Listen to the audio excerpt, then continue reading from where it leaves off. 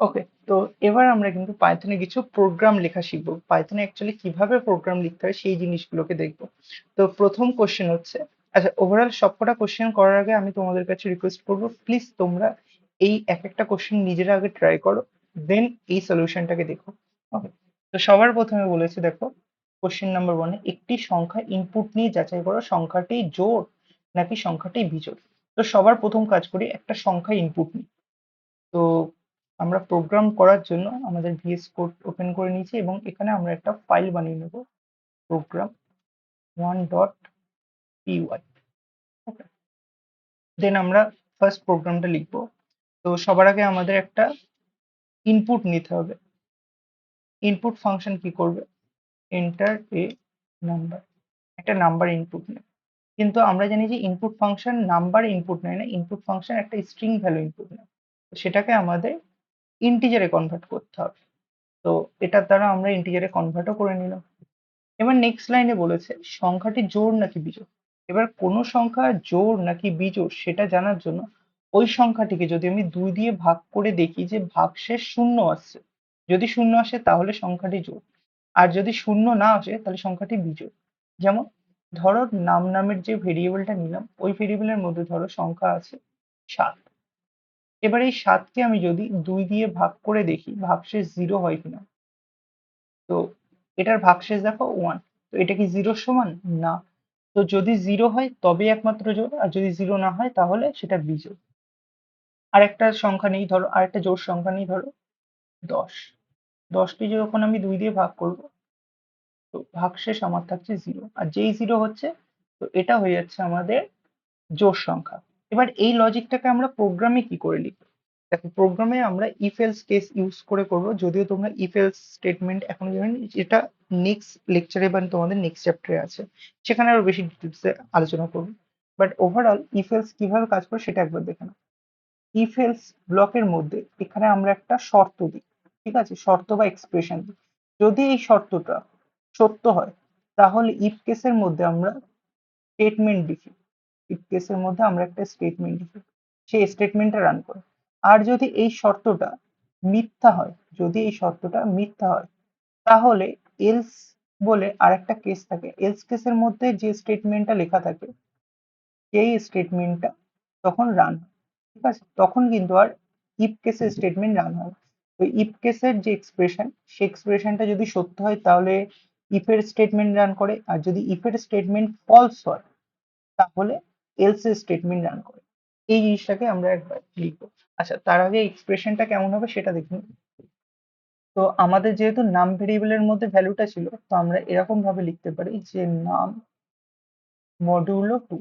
Modulo two লিখছি এই কারণে যে নামকে মানে ওই ভেরিয়েবলের মধ্যে যে ভ্যালুটা আছে ওই ভ্যালুটাকে যদি আমরা 2 দিয়ে ভাগ করি, তো ওর ভাগশেষ যদি 0 এর সমান হয় তাহলে এটা প্রিন্ট করাবে ইফ স্টেটমেন্টের রেজাল্টটা বা ভ্যালুটা, আর তাছাড়া এলস সিস্টেম। এটাকে এবার প্রোগ্রাম করে দেখি। ওকে, তো সবার প্রথমে ইফ ইফ দিয়ে লিখলাম নাম মডিউলো টু ইকুয়ালস টু 0।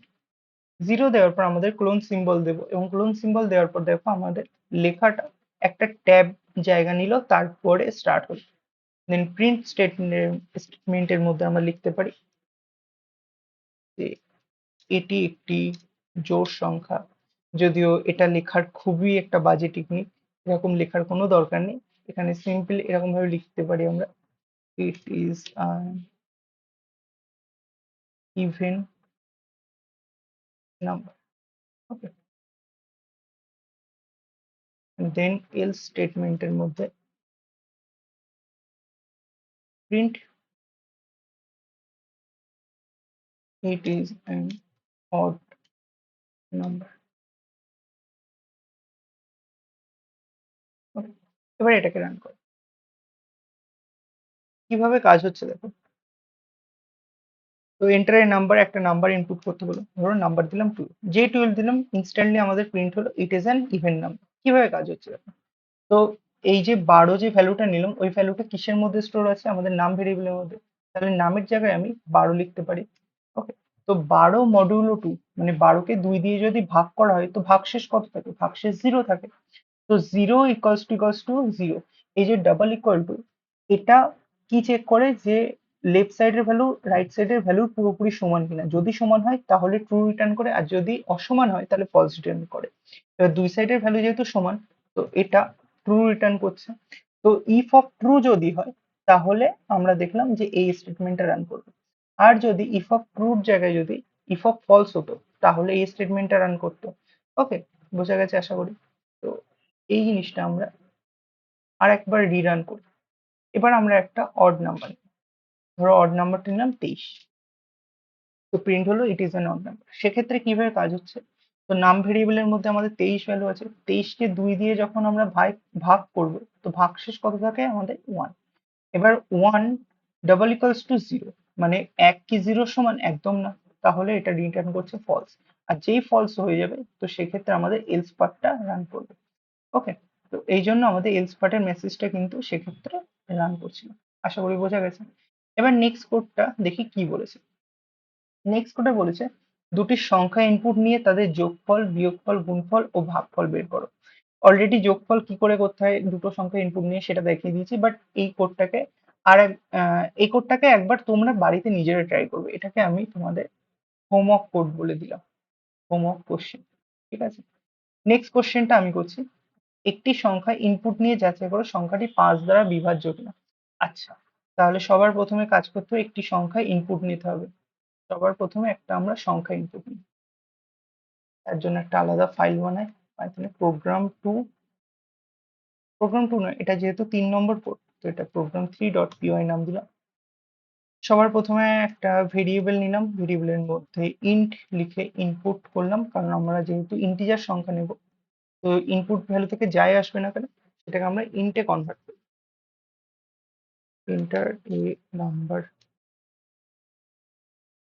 এবার আমাদের দেখো বলেছে কোশ্চেনটাতে সংখ্যাটা 5 দ্বারা বিভাজ্য কিনা সেটা চেক করো। কোনো সংখ্যা 5 দ্বারা বিভাজ্য কিনা সেটা বোঝার টেকনিক হচ্ছে যদি ভাগশেষ 0 আসে, 5 দিয়ে ভাগ করার পর ভাগশেষ যদি 0 আসে, তো নাম ভ্যালুকে যদি আমি 5 দিয়ে ভাগ করার পর এর ভাগশেষ 0 আসে, তাহলে আমি লিখতে পারি যে হ্যাঁ এটি 5 দ্বারা বিভাজ্য। আর যদি ভাগশেষ 0 না আসে তাহলে এটি 5 দ্বারা অবিভাজ্য।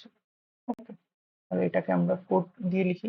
ইফ, আচ্ছা ইফের পরে আমরা ব্র্যাকেট ইউজ করেও লিখতে পারি। ইফ নাম মডিউলো 5 ইকুয়ালস টু 0 যদি হয় তাহলে প্রিন্ট করাবে ইট ইজ ডিভিজিবল বাই 5। আর যদি 5 দ্বারা বিভাজ্য না হয়, মানে 5 দ্বারা ভাগ করার পর ভাগশেষ 0 সমান না হলে, তো সেক্ষেত্রে প্রিন্ট করবে it is not divisible by 5। এবার এটাকে রান করে দেখা যাক।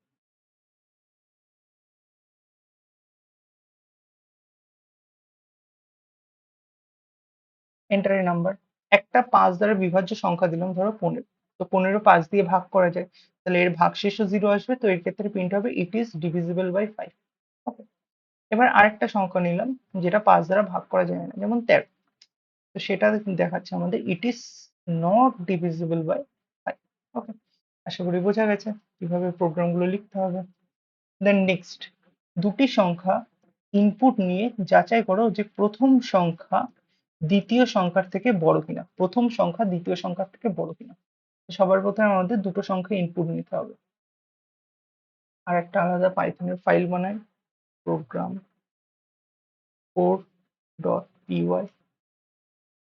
প্রথমে নাম 1 নামের একটা ভেরিয়েবল নিই, যেটার মধ্যে আমরা লিখলাম int input enter the first number. এটা তাহলে প্রথম নাম্বার অ্যাজ এ ইনপুট হিসেবে নেবে। দেন ধরো এই পুরো লাইনটাকে আমরা কপি পেস্ট করে নিই, সব থেকে বেটার। আর ভেরিয়েবলটার নাম চেঞ্জ করে নাম টু করলাম, আর ফার্স্টের জায়গায় আমরা লিখলাম সেকেন্ড। এবার বলেছে ফার্স্ট সংখ্যাটা মানে প্রথম সংখ্যাটা দ্বিতীয় সংখ্যার থেকে বড় কিনা সেটা চেক করতে। সিম্পল, সব থেকে সিম্পলেস্ট প্রোগ্রাম। যদি নাম 1 গ্রেটার দেন নাম 2 হয়, ঠিক আছে, তাহলে লজিকটা কি বলছে, নাম 1 গ্রেটার দেন নাম 2, মানে প্রথম num1 এর ভ্যালু এটা কি বড় num2 এর থেকে? হ্যাঁ, তাহলে প্রিন্ট করবে ইয়েস। এটাকে আমরা if string এর দ্বারা একসঙ্গে ভ্যালুটাকে প্রিন্ট করি। if yes num1 is greater than num, ওকে। আর যদি num1 num2 এর থেকে বড় না হয় তাহলে এলস কেসে রান করাবো আমরা প্রিন্ট if of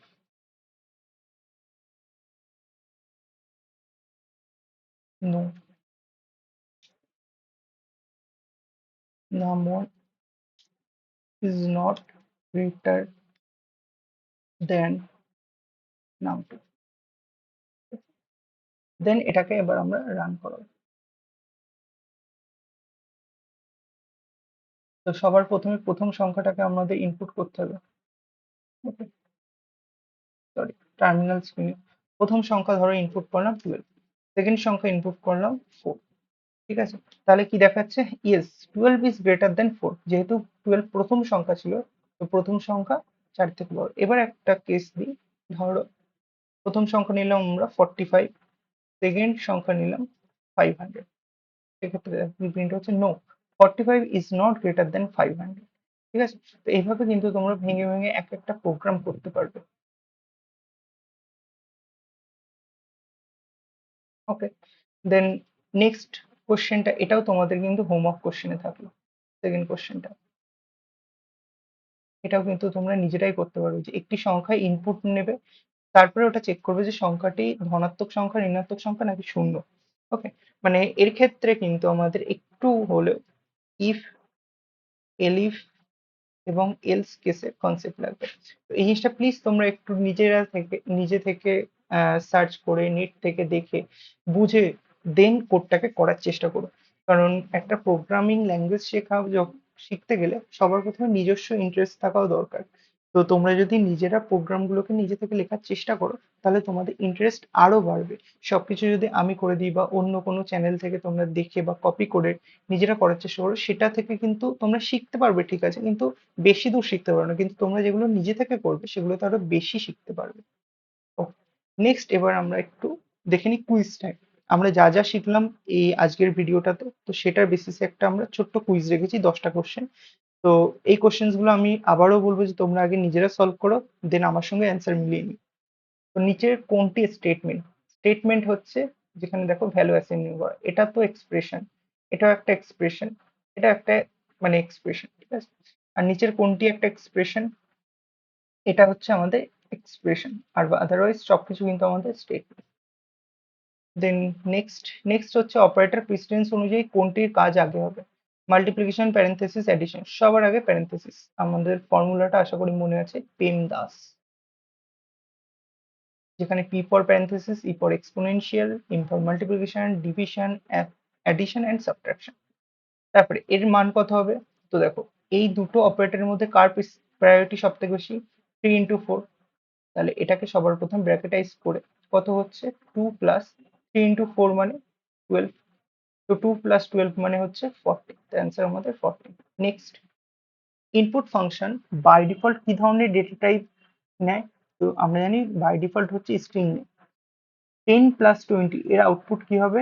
1020, এটা আমরা নিজেরাই করে দেখেছি। নেক্সট, একটি স্ট্রিং কে ইন্টিজারে রূপান্তর করতে কোন ফাংশন ব্যবহৃত হয়? Int function. এটা কিন্তু বিল্ট ইন ফাংশন, ঠিক আছে। ইন্টিজারে কনভার্ট করার জন্য ইন্ট ফাংশন, স্ট্রিং এ কনভার্ট করার জন্য str, আর ফ্লোটে কনভার্ট করার জন্য float. Okay, next question, print A B separator দিয়ে আমাদের একটা হাইপেন সিম্বল আছে, তাহলে এর আউটপুট কি হবে? আমাদের এ হাইপেন বি। ওকে, যদি এখানে হাইপেনের জায়গায় আমাদের কমা থাকতো তাহলে কিন্তু অ্যান্সার আসতো এ কমা বি। নেক্সট কোশ্চেন হচ্ছে, দেখো নিচের কোনটি এফ স্ট্রিং এর সঠিক উদাহরণ?